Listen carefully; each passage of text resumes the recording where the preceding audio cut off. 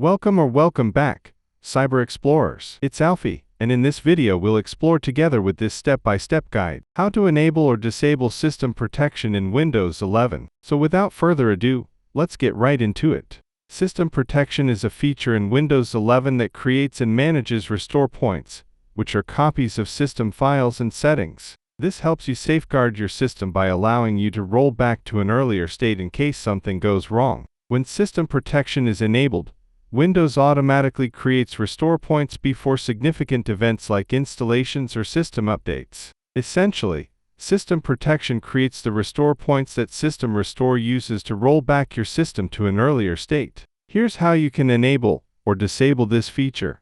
Enabling system protection. Right-click on the Start button and select System, or right-click the Start menu and click on Settings, or press the Windows key +I to open Settings. Click on System in the Settings menu. Click on the About tab. Click on the Advanced System Settings or System Protection, or you can just go to the Start menu or search bar and search for Advanced System Settings. In the System Properties window, go to the System Protection tab. Select the drive you want to protect, usually the C drive, and click on Configure. Select Turn on System Protection, and adjust the max usage slider to allocate disk space for restore points. Click Apply and then OK to save your changes.